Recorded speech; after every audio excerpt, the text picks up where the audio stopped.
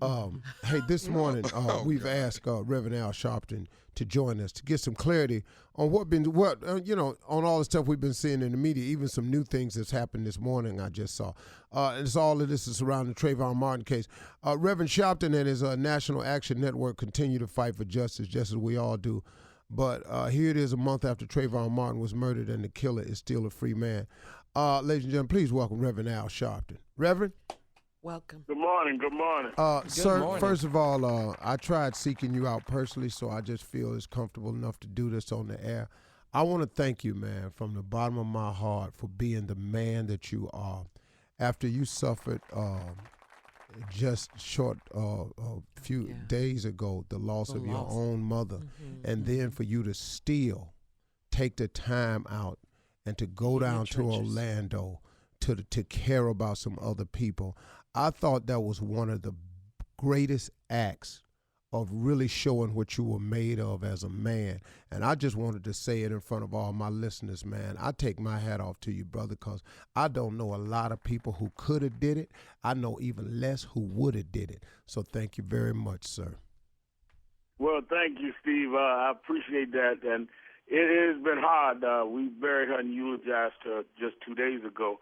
But, you know, my mother raised me to stand for something. She brought me in the civil rights movement when I was 12, and I felt that she would have been ashamed of me to be sitting somewhere feeling sorry for myself and my brothers and sisters and not continuing to work. So I'm trying to do that. I'm in Washington this morning with Trayvon Martin's parents, and we're going to keep fighting, and I'm going to do it because I had a mother that taught me to stand up. The unusual thing is that for me, it's natural for children to bury their mother.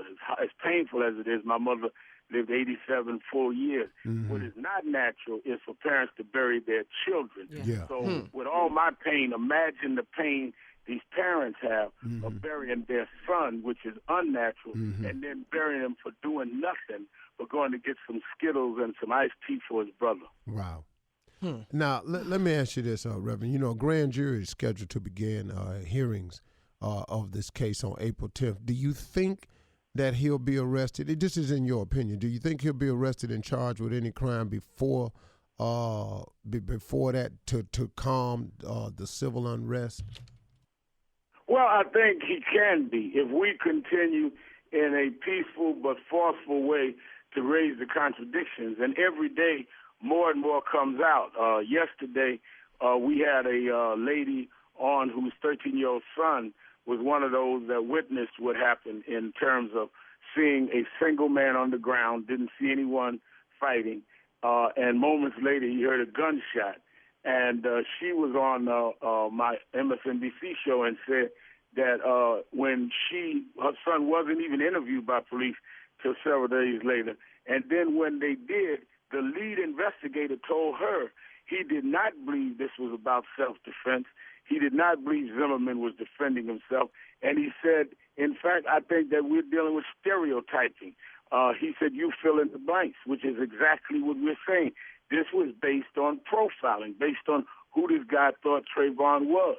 Then second to that, we now have a videotape released of Zimmerman the night he was brought in after the shooting. There is no blood anywhere seen, no apparent broken nose.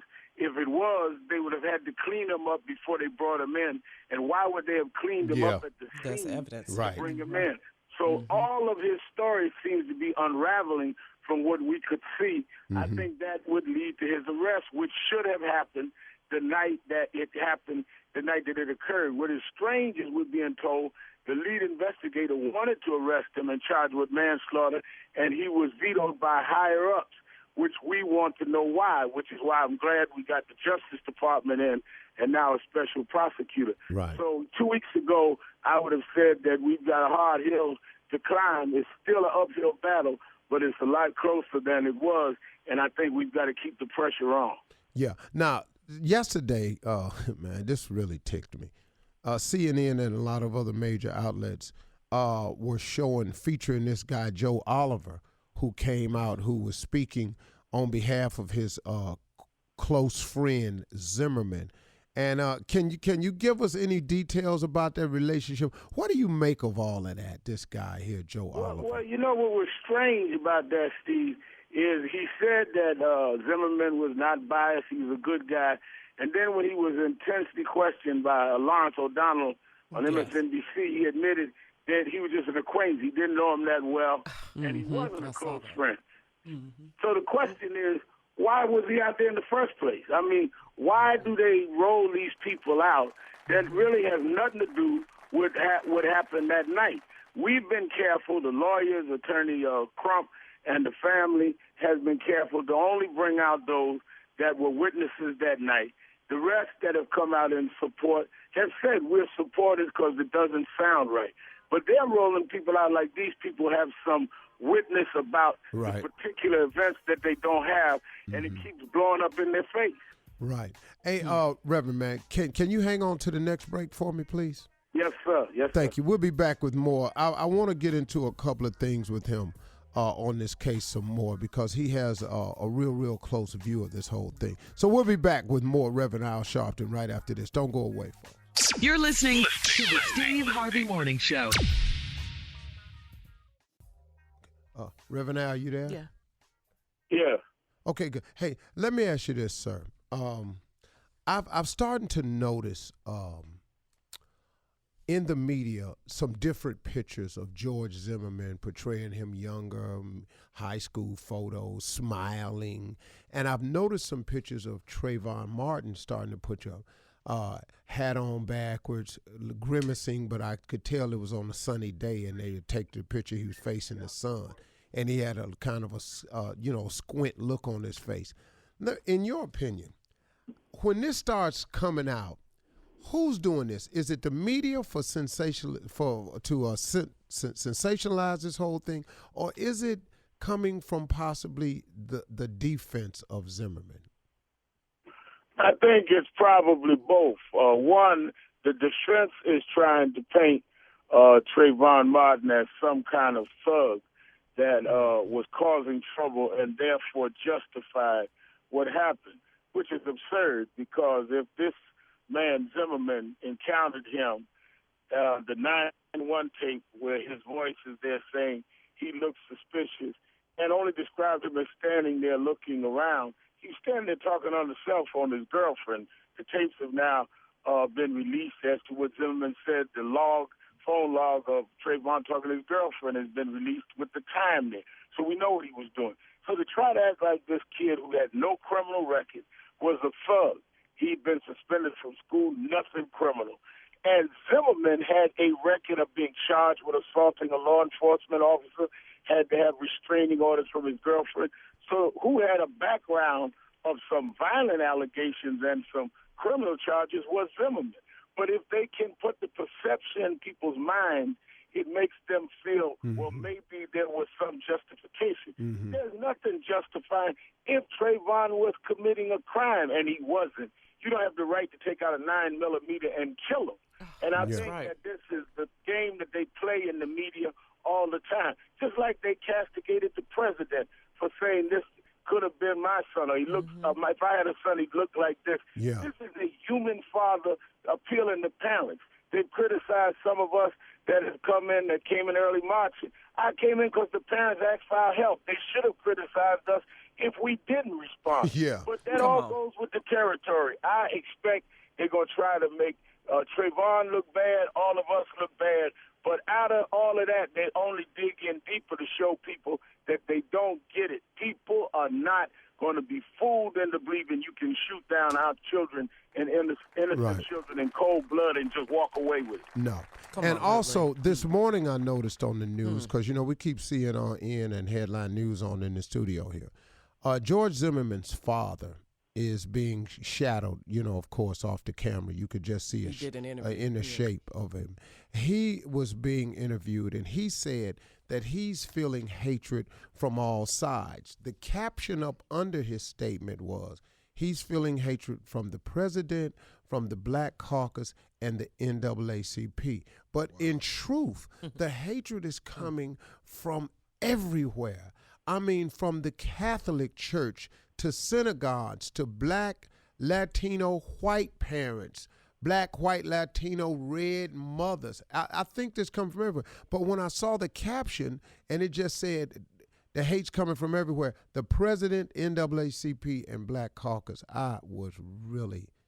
And his father, I guess his father's, he's defending his son. How you see this, Reverend? Well, I agree with you. Father's going to defend his son, and the father is going to stand by his child. But the facts speak for themselves. The fact is that this child killed somebody. And to try to say it was self-defense when this young man had nothing but Skittles and iced tea, and your son had a 9mm, was not a cop, not a law enforcement person, not even a registered neighborhood watch guy, who got on the phone, called 911. They told him, we do not need you to follow him. He agreed and followed them anyway. We can have our different opinions, but we can't have different facts. The facts speak for themselves, and he's got to deal with it. Right. And you know what?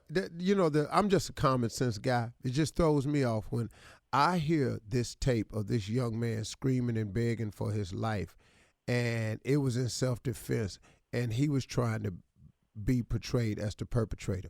I've not seen a lot of people get killed in my life. I've been to a lot of movies. The person that's doing the killing don't normally be the one that's hollering for help. That's just in the movies I done seen. So I find it difficult that they would try to portray that Zimmerman was the one calling for help. Yeah. Well, the point is that they have a witness there saying that I heard the screaming and then I heard the gunshot and the screaming stopped. So if it was Zimmerman, then what was he screaming for help for? He was 250 pounds fighting a 140-pound young man, 140-pound young man who had skillets and iced tea, and he had a 9mm. So, common sense, as you say, tell you who needed the help. And the chain of events tell us if the screaming stopped when the gunshot went, then why if the shooter was the one screaming? Yeah. I don't see how an arrest can't be made. I don't see how justice can be brought in this. But let me ask you one quick question, Reverend. In the event that no arrests were made, I'm talking about worst possible case scenario, no arrests were made, what recourse does the family have at that point? Well, the recourse is that they pursue federal charges and a federal investigation of that entire police department as to why they behaved the way they did, and they have civil recourse. But we ain't determined to win. We're not even going to think about not winning. Absolutely. And we're going to pursue this, and we won for it. The policemen that sodomized Abner Louima years ago, and I fought that case, are still in jail. They got up in court and said they never stuck a broom in Abner Louima's rectum and that he had a homosexual experience. I remember it like it was yesterday, Steve. Mm-hmm.